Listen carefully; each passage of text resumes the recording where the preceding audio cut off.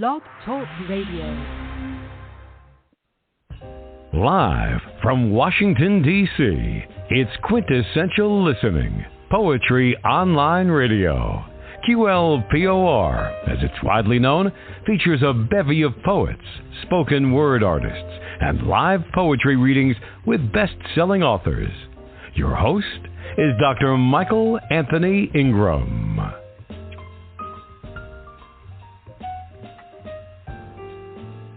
Good evening, everyone. I am Michael Anthony Ingram. Welcome to the program. Tonight, my very special guest is Julie Valin. Her new book is titled Song for Ghosts. It's been described as being delightful, amusing, thought-provoking. Welcome, Julie. Oh, thank you so much, Michael. It's great to be here. It's great to have you here. It's great to have. I've already got a smile on my face because I'm looking forward to hearing your work. Well, let's start this journey. Let's start this journey, okay? You ready? Yes. Let's start it. All right. Let's do it. Let's start it. Let's do it. Well, what is poetry? What is poetry to you? Oh, boy. Okay. Yeah. That's quite a loaded question to just get right out there with. Yeah. Well, I mean, for me, it's a way to express myself and to be creative. I mean, I was a very shy girl growing up, like the back of the class, like doesn't raise her hand kind of girl. So I was very much an observer, at a very young age. So for me, it's my way to like make a little mark on the world, because even quiet, shy people might have, stuff to say, even if it's simple stuff, but it's a way to connect to people. I like that. Is so other nice. Humans, yeah. Well, why do you think, in a general sense, that poetry is important? Oh, well, if you don't think poetry is important, then maybe you don't think music is important. I mean, I think it kind of goes hand in hand, the same kind of deal there. It's important because it connects us and shows us we're human. It is a way to connect, to people, and just with oh my God, why did I just like blanked out? I'm so sorry. That's okay. That's okay. No problem. No problem. We're together now. It's okay.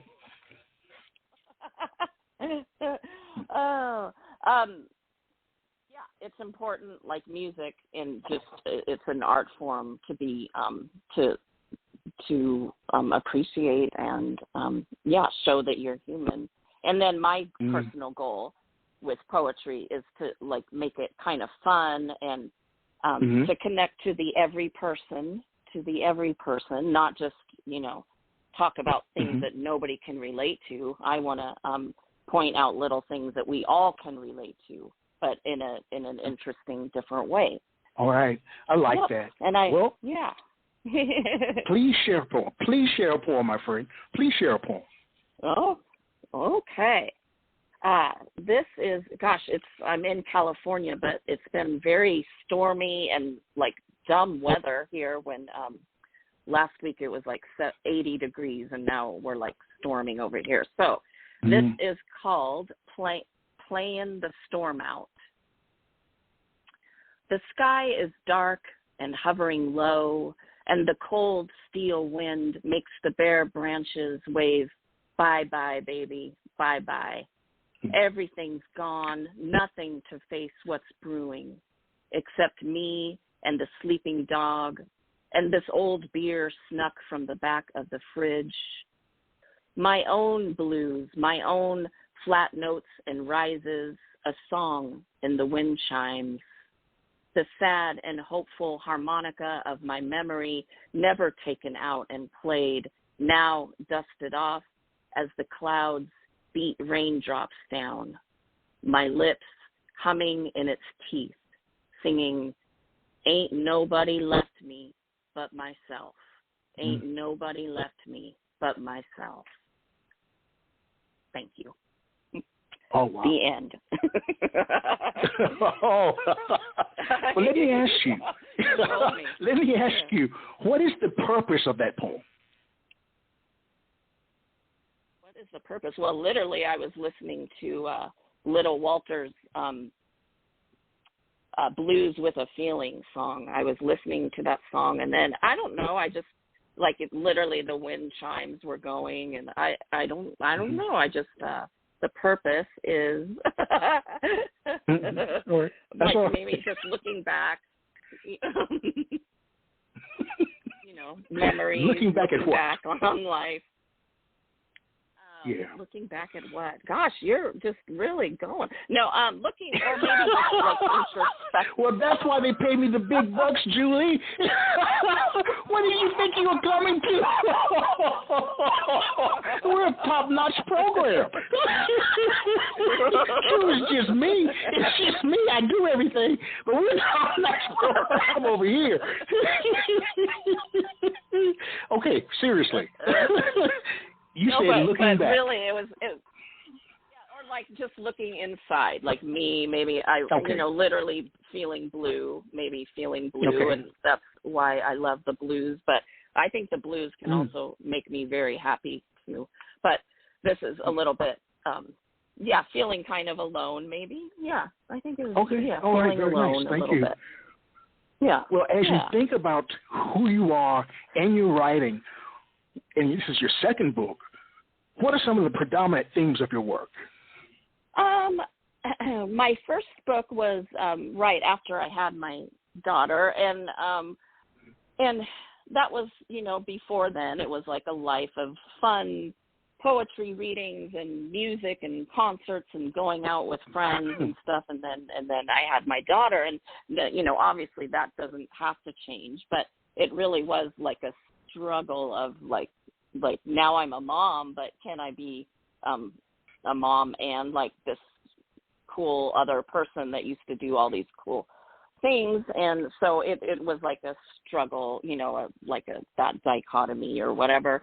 And so that was my first book, and this book just was, I would say predominantly my themes are music as inspiration and just feeling like nostalgia, after I'm getting older, and I'm literally middle-aged. I hate that. Like, I just said that out loud to like the radio universe here. Oh, I know the feeling. Middle-aged. We could spend a whole hour talking about being middle-aged and older. Oh, can't we? Okay. Well, let's go back to the book. Oh, yeah. So music inspired the book? A lot of ways that I write poems come from like songs that I love, and so many, I would say possibly 75% of the poems in here come from like a song that I was listening to or inspired by a song. And all right. Yeah. Well, the cover of the book is quite striking. Tell me about the process for developing the cover. Oh my gosh, what a great question. It's one of my favorite subjects. So I design actually, but I design books for like on the side, or just like that's what I do. And so when my little manuscript landed on the desk of Lindsay Garcia, the most amazing young woman and like cheerleader for authors that come to Meadowlark Press, when it landed and she wanted to publish it, like from the get-go, she was like, you can have as little or as much hand of your hands in the publishing process as you want.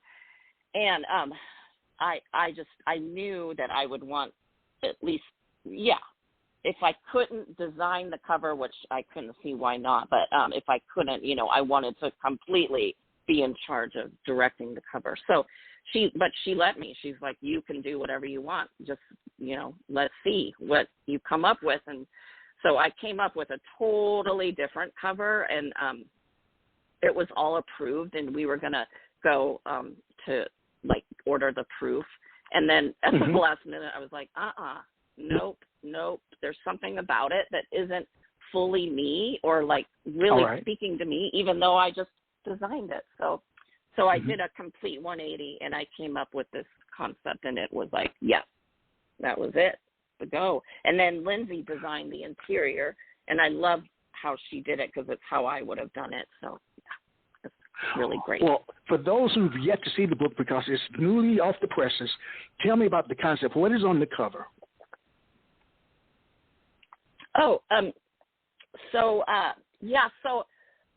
One of my best friends in life, who's also a poet, who's also been on your show, Todd Cirillo, is my guy. He is like, oh my gosh, he's so amazing. Like, because he is just the most creative person to bounce. Like, we think alike, and we can bounce ideas off of each other. So he was, I don't know, saying something about like vintage, like something vintage on the cover, maybe an old vintage album cover or something. And then I was like, vintage. I thought of the vintage stripes that I love. Like, you just look at those colors and you see vintage. And then I thought of the sound waves, and melding the two together. So, all right. Very nice. I think a black cover is pretty striking always, I think. Yes. Yes. Yeah. Well, let me ask you, if you had to, and I'm going to use the word convince, a friend or colleague to purchase a copy of your book, what would you share with them? Well, I work at my library here, and, a lot of my coworkers are, obviously into books and stuff, but they might not really be into poetry per se at all, or like know much about it. But so one of my coworkers, she said, I want to come to your book launch, but I don't really, I don't necessarily like poetry or know a lot about poetry. And I said, that's exactly why. Yeah, I said, you are like my goal in life. It's people like you that I want to come to my reading and read my work, because I want you to walk away going, okay, that was actually really cool and really fun, and I totally like had a different experience with it and connected to it in ways I didn't think I wasn't expecting. Because all right. I try to make yeah. Well, please share a poem. Please share another poem. Okay. This is Armstrong Park with Collie for my buddy Todd Cirillo. It was the beginning of a Friday night and the end of a work week from hell. He headed toward the music, where it's free and open as it always is in New Orleans. He stopped under the towering statue of Louis with brass trumpet in hand, the sun setting behind him in streaked oil paint colors across the southern sky. And all he wanted to do was sit there, he texted me, in the park with a collie. Everything about this statement made sense, held true, except the collie part. He hates dogs, thinks they are man's failed attempt at being human. I thought maybe he turned a corner, saw the greatness that emanates from such benevolent and all-knowing companions, thought his heart opened a little more to this great world. A collie, I texted back. Coldie, I meant a coldie. And I could practically hear the cat and him laughing out loud, cursing autocorrect as the sun set and the jazz played on. Thank you. That's for you, Todd. I like that. Let's go back in time. Let's go back in time. All right? Going back in time. Okay. What was an early experience where you learned that poetry had power? Oh boy. Well, let's see. It definitely. I wrote poetry like in high school, but it wasn't because I was inspired by what they were teaching me. I found all that stuff, boring crap. But but I was a person who was very passionate, and I, fell in love every other day with a different person. So I loved writing, loved poetry. So I just did that for fun. And sometimes I would give my boyfriends like the poems, but they were like, "What's this crap?" But I think when it really hit was when I was in college, the early years of college, and learning about teaching in high school, and then people completely different from me, but like still completely connecting and thinking it's connecting with their work. And Bukowski was one of those. Charles Bukowski, as a young girl, an older man. I was like a teenager, I was like 18, and he was like a friend of a friend. And I remember one time he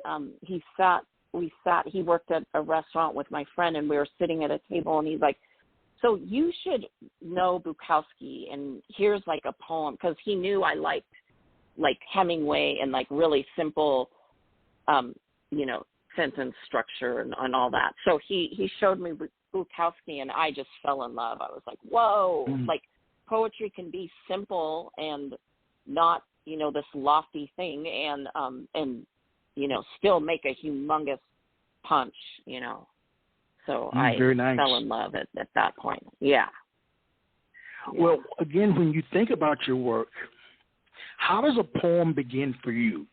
With an idea, an image, or a form?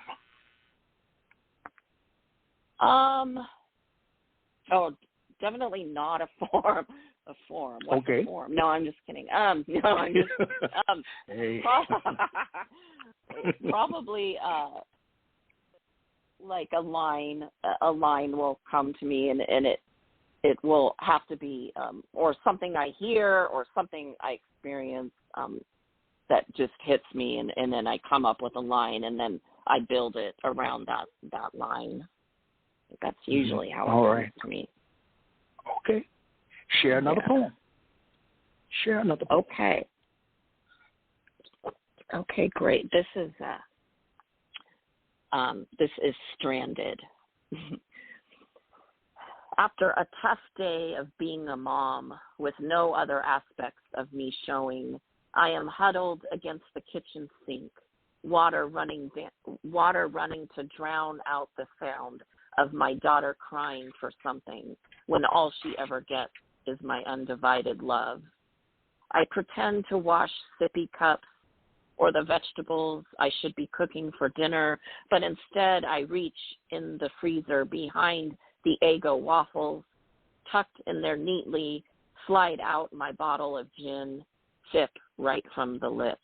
On the other side of town, friends gather and drink cheap beer pitchers, laugh and tell stories of their days at the river or their musical nights with new and exciting strangers, wonder where I am for a brief moment. Hopeless, I retreat to the living room where my daughter is now coloring in quiet, learning her letters. I look down, and there under her pink sea and purple seahorses, among the scribbles and squiggles, the message is clear. SOS. Thank you. Wow. The line that stood out to me was no other aspects of me showing. No other aspects of me showing. Tell me about that line, because that is extremely striking. Oh, gosh, thank you so much. Because I was literally in momhood at at that in that moment, just completely just a mom, no other aspects, no other, not the friends gathering and drinking cheap beer pitchers or any of that. I was just the mom listening to her child cry in the other room. Well, that packs a punch. Truly it does. Oh, Let's take a brief break. Thank you. We'll take a brief break and we'll be right back. Thank you.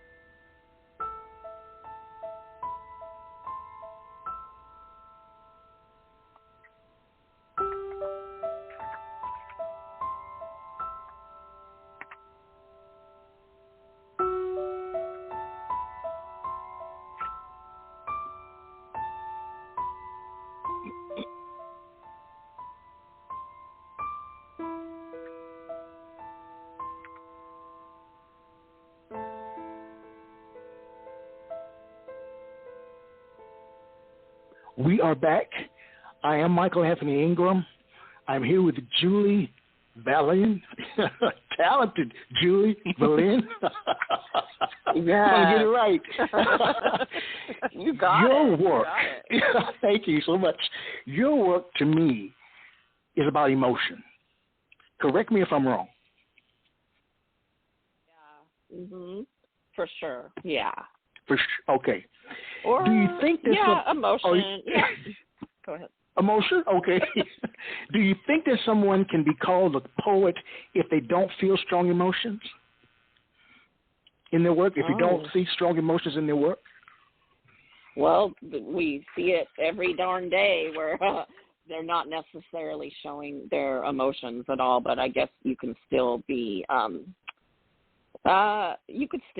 poet and not like reveal your emotions clearly in your poems. But I think because I write in the narrative style, it's like kind of the after hours style, which is, kind of confessional, and, about everyday moments and stuff. I guess I can reveal clearly my emotions. And it actually surprised me because people keep saying, people that maybe don't read a lot of poetry, like friends that have my book, they're telling me, it's so personal. And I'm like, oh shoot. Like, what did I just reveal without like really knowing that I'm revealing that? But I mean, I guess I kind of knew I was revealing it. I don't know if you know. Right. What I mean, but, right. Yeah. Yeah, I think mine is like more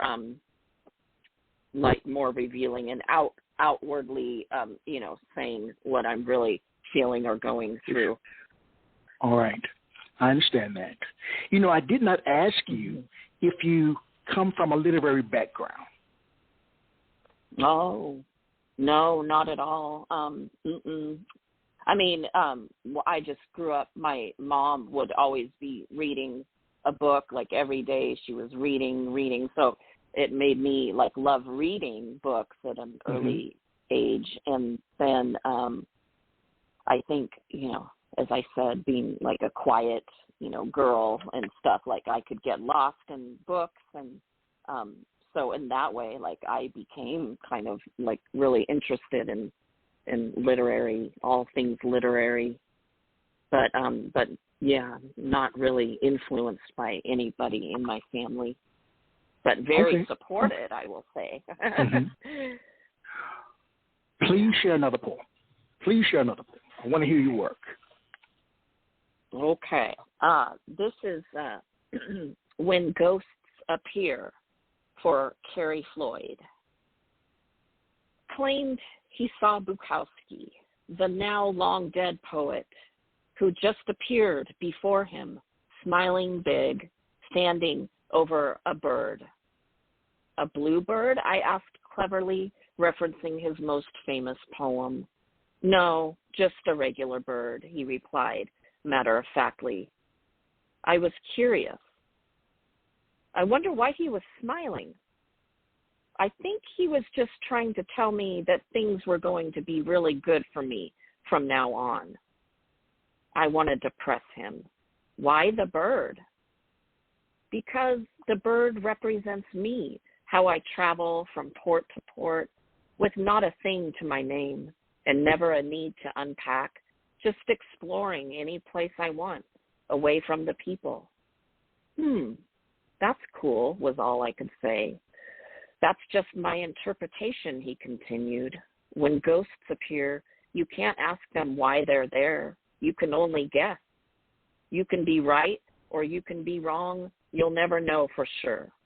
That's the thing about ghosts. We were quiet for the rest of the car ride home. He was looking out the window at the swamp, at the yucca trees, at the crumbling stones of the ancient Fort St. John. He pointed out a lone bird in the middle of the field, standing by an unmarked grave, foraging for worms as the green grass waved. Thank you. Wow. I'm glad that you shared that particular poem because you used the word ghost, and I had planned to ask you to tell me about the title of your book, Song of Ghosts. Yeah, so Songs for Ghosts. Well, I looking through it, my manuscript when I was looking at, there were literal that had references to phantoms or ghosts, but I think generally, overall, ghosts can be just people that are your past, that are no longer in your life, or that made an impression on you or whatever. So it's full of ghosts. Do you spend a lot of time at poetry readings, or maybe prior to the pandemic, were you a regular person reciting your work on the mic, that type of thing? No, I haven't been in the last probably 6 years or so, but that's where I met Cirillo and people like Bill Gaynor. I became a part of the Nevada County Poetry Series in 2001 or 2, and it was a monthly series, and I was on the board with I don't know how many of us were 6 or something, and we would have a feature, 2 featured readers and then an open mic every month, and so I was a part of that. But and then that's where I met Todd Cirillo, and he kind of taught me or demonstrated to me how to actually get up and perform your poems, or just yes, kind of he's a really he's an amazing performer. He's very active on the stage and very engaging, and kind of engages with the audience, sometimes even talks to the audience, and people talk to him and stuff, and I had never seen poetry done that way. So not that I'm that outgoing or whatever on the stage. It's taken me a very long time to learn how to not even be nervous or anything, but to just be strong in my presentation of my poems. Well, that was going to be my question. What is the relationship between your speaking voice and your written voice? if there's a relationship at all?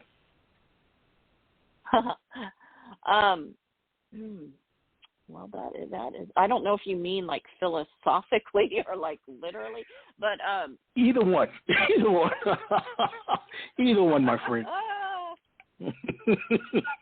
I have a T-shirt that says "I write better than I talk," and that is for damn sure. I'm not a very articulate person sometimes, and I have a lot of and all that. But but when I'm writing, it's a whole different thing. And my mom told me, like, I kind of don't remember doing this, but as a teenager, when I got really, really mad at her, I would write her like letters instead of just yelling at her. So I'm really much more brave. I'm much more brave in my writing voice than my speaking voice. Which brings up the question: has a poem ever humbled or frightened you? One that you've written. Wow, that is such a good question. There is, there's one poem from each of my books that, like, I read. I'll use my first book. When I read that poem in public, like at a reading, and my husband was sitting in the audience, he said later, he's like, he is like the most supportive person. I just want to say that. But he goes, that was a little hard to sit through, he says. And it kind of like, it really was, I guess, personal. See, that's what's like bizarre. Like, I think I'm just writing poems. I didn't really realize I am, I guess, revealing some things, but especially if the person knows what I'm talking about or whatever. So that poem, I don't really perform, out loud at all. And then there's one in my new book that just makes me kind of sad. So I don't like perform it. Usually, I only did it one time, and it was hard. I don't know. Yeah. Wow, very nice. I guess I can't say very nice, but I understand. I understand. Very nice didn't fit right there. I understand. Okay. Well, let me ask you a question. As you think about your writing, in terms of accessibility, should one have to work to solve a poem?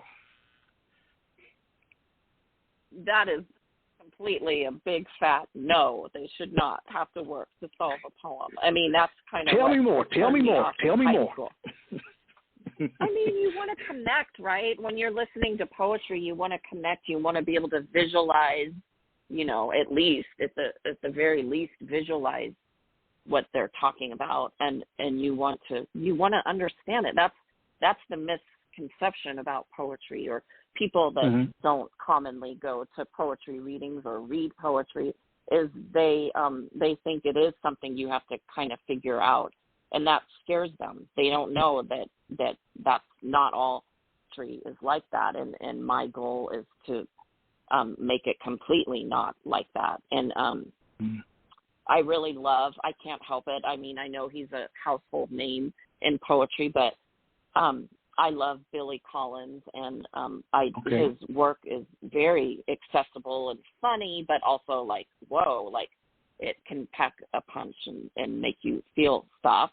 And he said, yeah, the word accessible to me, when people call my poems accessible, it's like hearing, nails scratching on a chalkboard. He goes, I don't really like it, because what they mean is that, that implies is that it takes no craft to make a poem accessible, and that is completely not the case. He's still a very huge genius in crafting the poem, even though he talks about things we all can relate to.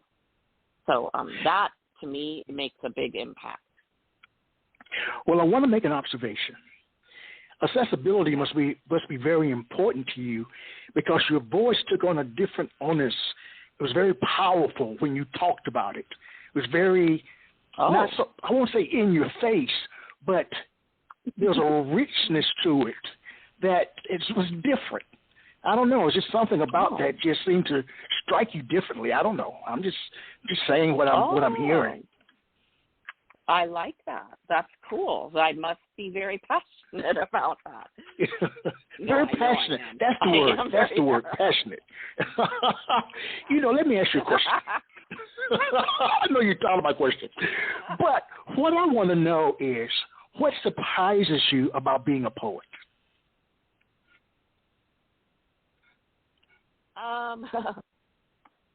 Surprises me. Well, gosh, what surprises me? Or maybe I'll ask, what have you learned about yourself being a poet? Either one of those you can answer.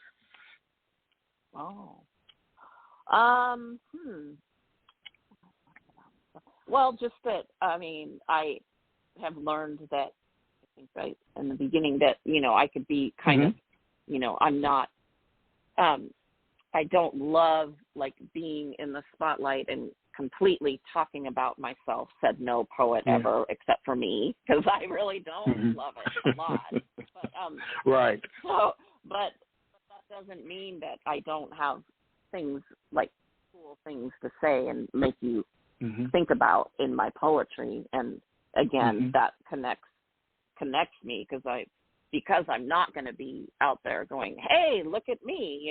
I can still kind of connect, plug into the world through my work, and that makes me happy.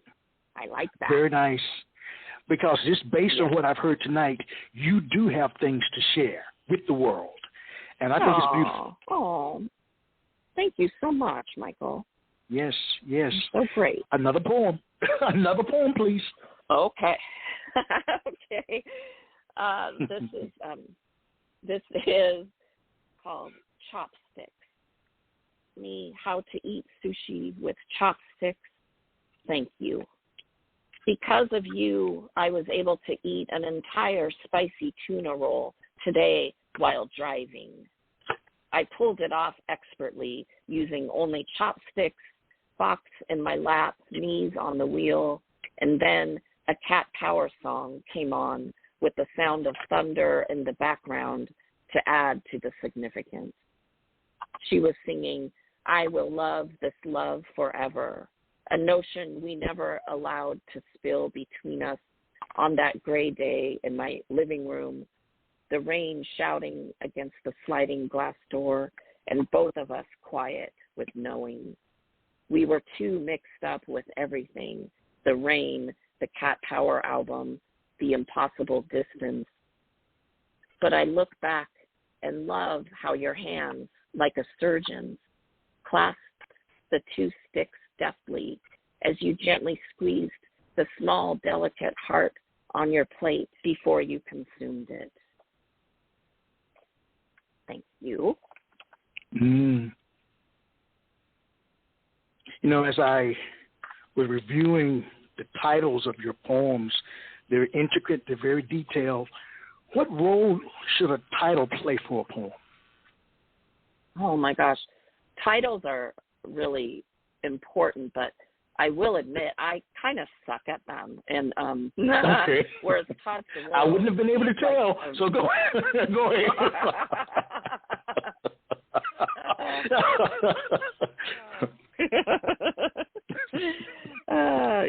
Todd Cirillo is a master at titles. Sometimes he'll help me, think about me. Yeah, that's a tough one.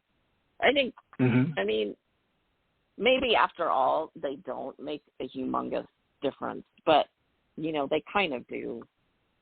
Actually. All right. Yeah. So when you say they kind of do, what for you? What goes into the title? Is it the emotional piece? Is it something else? What? Process it for me. Talk to me. Well, sometimes it's like pulling like a line or something from like a clever line or something, or part of a line, or just like, just a summary, a summary. Okay. or a repetition of a line. I don't know. That's all right. That's good. All right. Yeah. I like that. Well, one more question before I'd like you to share another poem. Now, I want you to go back in time. All right. If you could tell your younger writing self anything, what would it be? It would be to just maybe something for always writing and not really caring what other people think until the day she shared her poems in public and she got a great response. I mean, that showed her. Anyways, that's took a lot of bravery. So I would probably commend her for making that leap, because you can't really be a poet and just write poems in your room or whatever behind a closed door. You really have to share them. That's what makes you a poet, in my opinion. Now, well, do you think you were meant to be a poet? Yes, for sure. Tell me more. Why? I always, like you said it, I've always been an emotional, person, and introspective, and very introspective. So that just leads right into writing poetry. All right. It's share fulfilling. Another piece. It's fulfilling. Okay. Well, make it fulfilling for me right now. Recite another piece.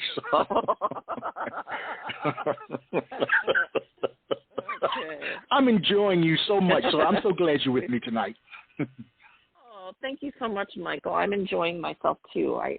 You make it very easy and fun, and I love that. Well, thank you. Thank you. Okay. I appreciate that. This is called Another Poem Lives. He picked me up at the Louis Armstrong Airport, followed by a failed attempt at the drive-through daiquiri shop, with the joint surrounded by 6 cop cars and the worker being walked out in handcuffs. Sam's Daiquiris, he drove me around the Lower Garden District, pointing out shotgun houses and antebellum witches' mansions, the colors and shapes, a gallery of streets, and then an evening walk down Magazine to the neighborhood Vietnamese place under a vampire sky. Now, here we are in his New Orleans living room, drinking vodka and sodas out of famous glasses etched in the city's architecture. 3 years gone, and little Walter playing against the rock and roll hum of the window cooler and overhead fan. He tells me stories of his after-hours adventures in his new adapted dialect, with all traces of California gone. He remains a poem wrapped up in life. Even his street is named after the Greek muse of lyrical poetry, for God's sake. He refills our drinks, and somehow she comes up. He loved her, he admits. He still loves her. At least you got some damn good material, I offer. Yeah, he exhales in sort of a laugh. Material can sure keep me warm in the middle of the night if I set it on fire. The famous glass he's holding sweats like tears running down on what will now become this famous August night. The humid air choking and glistening with truth as the blues ring out and another poem lives and breathes. Thank you. Wow. We'll be right back.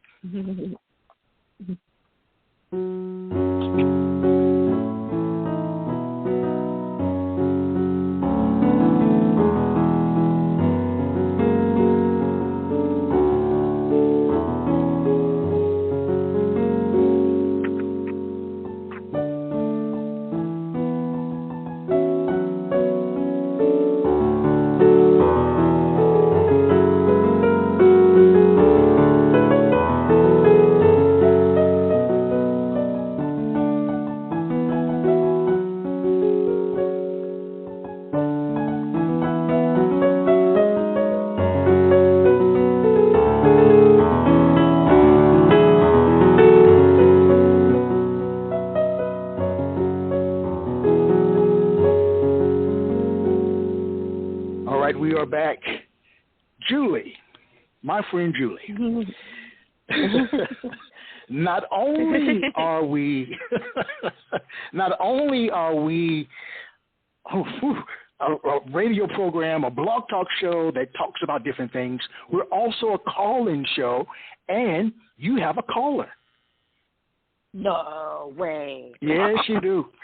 Yes, you do. And this person wants to ask you a question. Are you ready? Oh, okay. I am so ready. All right. All right. Area code 504. The first three numbers are 228. You're on the air with Julie. Well, you could have added the rest of the numbers in case there's any single women out there who might want the rest of it. So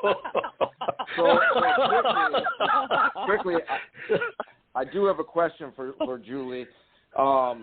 Quick comment right before. What I really love, what Julie said early in the program when you asked her about the poems, what was the meaning or something, and there really wasn't one, and she admitted that. Because most poets will try to, it seems like they want to create a whole, almost like a university lecture about the depth and meaning. And sometimes I like how honest she was and how simple. Sometimes it just, don't know what it's about, or it's just words written down. My question is, how do you know when it's time to get the work done? When it's really time to write? Question. What gets you to write? Yeah, and how do you know it? When it's just time to write. What does it take to get you to write and produce poems and something? Do you know? Yeah, or how do you know it ahead of time, like when it's coming?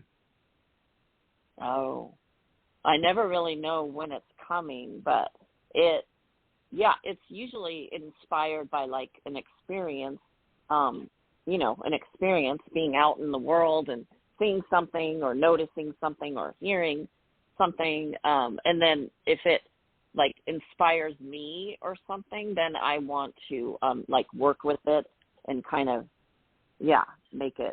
make it a thing that somebody goes, oh, wow, or just,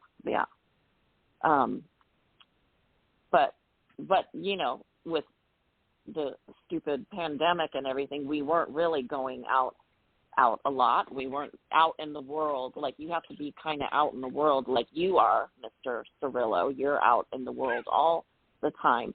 But,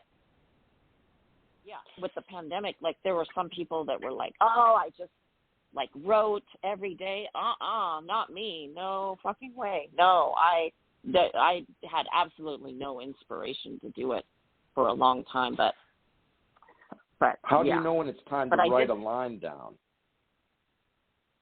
Oh, well, when I see something or when it, right there in the moment, sometimes it's in my car or something, I'm driving in my car and something will come to me or a line or something, a song comes on or something, and I'll literally pull over and write it down, in the car or, out at the grocery store or whatever. I'll go back and write it down if something strikes me.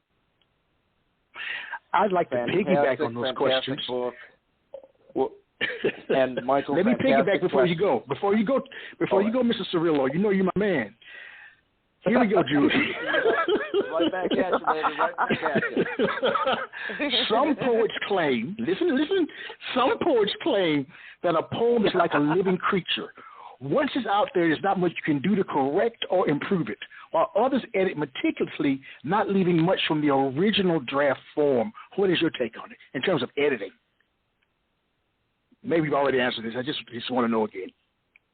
No. I mean, sometimes I can get, it'll be brilliant. I'll get I'll get the whole thing down and it's, pretty good, but, or whatever, or I'll think it is, but it definitely will always need some kind of revision. I mean, sometimes I don't say exactly what I want to say and I go around, I don't go around the wall that I have set up there for myself. So it actually takes somebody like Todd. He's literally the only human on the planet right now that can look at my poems and go, no, that's not quite. Like you're kind of saying this. And it always surprises me because, because maybe it's not obvious when I write it down. So so revision is very important, but rarely does it just all come out and it's like brilliant. But. All right. Well, Mr. Cirillo, Todd Cirillo, you need to come back on the program, my friend. It's been too long. Yeah. Would love to. Let me write a few more things because I'm sure Julie can agree with me on this. Never trust a poet who gets up and says, I just wrote this. All right. Well, thank you for calling in. Yeah, you're my buddy. Just absolutely wonderful. Just absolutely wonderful. Julie, love you. Mean it. All right, that's nice. Yeah, darling. Very nice. Very, very nice. The only way we can follow that up is with you sharing another poem. Oh, okay. I'm going to leave this playful poem with this playful, not leave. I'm not leaving. I'm not going anywhere. Drunk Satisfaction. 2 white Russians made with your grandmother's jackass jigger glass overtake your keto withered body on a Wednesday night slightly after dinner time, and the only person around to see it is your best friend halfway across the country on a screen. Are you still drunk? We were right in the middle of a meaningful discussion about what poetry can and can't do for the people when my phone goes dead. With that apt metaphor, I bump around in the kitchen with my curious dog staring at the floor by my feet, and I'm doing this and I'm slicing that, and the Stones come on the radio, and I'm trying to make some toast, but I can't get no avocado. The knife slips, flies, and skids across the floor and lands right under my dog's nose, but somehow I don't miss a beat and continue chopping things. I make something edible having to do with mayo and mustard and cheese on a low-carb tortilla with a side pile of Doritos because I'm a rebel like that. I make another white Russian with my grandmother's glass, do a silent air cheers to all the jackasses, and think more about poetry and what the people want when it comes to it. I have no answers, except that this sandwich thing is rewarding, and those Doritos really clinch the deal, which is all the satisfaction I'm going to get on a Wednesday. Thank you. All right. Do you know, and hopefully you'll indulge me, the poem that I want to hear is one where you mention Nina Simone. And the title of it is Empty Room Radio. I've got to hear that. I've got to hear it out loud. I actually, it's one of my favorite poems, so thank you for requesting it. I would love to read it. Empty Room Radio. You are my favorite song that hasn't come on in years. The one I dance in the car to or play while chopping onions with a steady beat and a wild trumpet solo.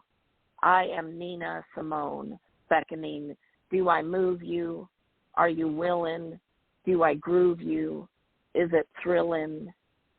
I am BB's Lucille, my soul strummed and bent, ringing out, filling every corner of the space you stand in long after I've walked away. I am 3 a.m. blues, Coco Taylor's voodoo woman. I can look through water and spy dry land. I'm looking through water now and can still make out your face. I swear you're smiling. I am the radio left on in an empty room, my hopeful notes plucking the curtains with the kiss of a harmonica, a chorus of please. Oh, wow. I like that. That's it. I like that. Well, if you like that, Thank you so much, Michael. And so the cool thing that I did, because sometimes I do cool things, but I made a soundtrack, and it's in the back of the book. You can actually scan the Spotify code and go right to it, but it has Nina Simone, Coco Taylor, Little Walter, like a wide range of my influences there. Yeah. Wow. I would be remiss if I didn't ask you the following questions, one that I've asked over 200 guests now. What do you view as being the role of a poet in modern-day society? What role of a modern-day poet? Yes, what is the role of a poet? Yes, in modern-day society. Yes. What do you think? The role of a poet, I think, is to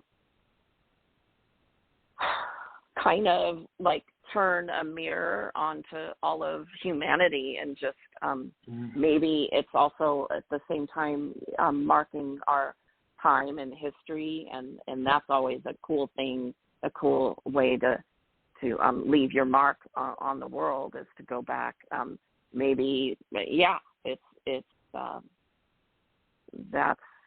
That's what I think. And then, I keep saying it's a way to connect and just plug into the world and share yourself.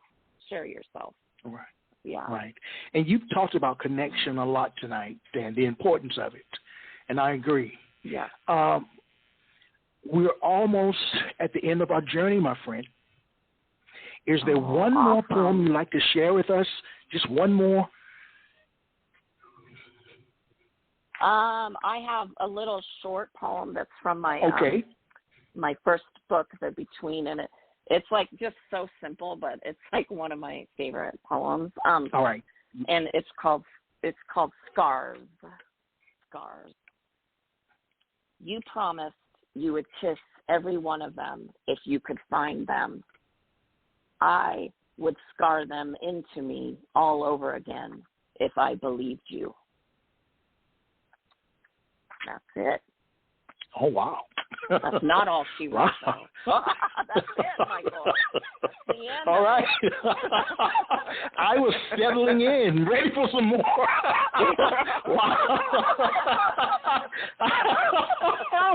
I had barely settled in, and it was over.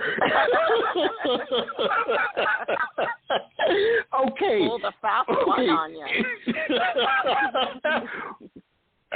Where can listeners find your work? Where can they find Songs for Ghosts? Oh, okay. So, it actually is on Amazon, but you also should be able to order it at any of your local bookstores, but also through Meadowlark Press directly, and their website. Oh my God, I had it right here, but I think it's meadowlarkbookstore.com. Will take you right to the book, or you could go to my I made a book page for it, and because it was a MailChimp thing, it was like a long address, so I used tiny URL, which is tinyurl.com/MC Songs for Ghosts. And all right. And Mary. Yeah. Well, it's also on the information page. If you go back to read more about Julie, it's on the information page on Blog Talk Radio. That's another place you can find the information about where you can find the book. All right. How can listeners stay in touch with you, Julie? How can they stay in touch? Look me up on Facebook or Instagram. I'm there. I'm right there, and I that's the best place. Just Julie Valin, on Facebook. Final question. What is in the works for you next? What's next? Oh, wait, is there another thing, or can I just no, just sitting back. No, I'm just kidding. Sitting back. I got that done with. I'm just no, I'm still writing. I'm writing a few poems here and there, and, we're always going to be doing that. So who knows, maybe. I don't know. Who knows what will come, but it'll take me a few years probably to gather another book. Well, I want to thank you. It was a long journey for us to get here. And we got here. So much has happened. So much. Since we first emailed each other. But I'm glad you're here. You made my evening. I love your work. Songs for Ghosts. So much. Great book, poetry book. You're talented. You've got a bright future. And I wish you nothing but the best. Thank you so much, Michael. You're awesome, and I'm a big fan. Just a big fan of you. Thank you. We're both smiling now. I know, for real. All right. Everybody out there in listening land, I want to thank you for joining us tonight, for being here every week. And as I share with you my famous statement, let poetry ring somewhere. All right, goodbye. Take care and good night. Aww. Bye-bye. Quintessential Listening, Poetry Online Radio, is available on iTunes, Spotify, SoundCloud, and Stitcher. You can also check out the website at qlpor.com.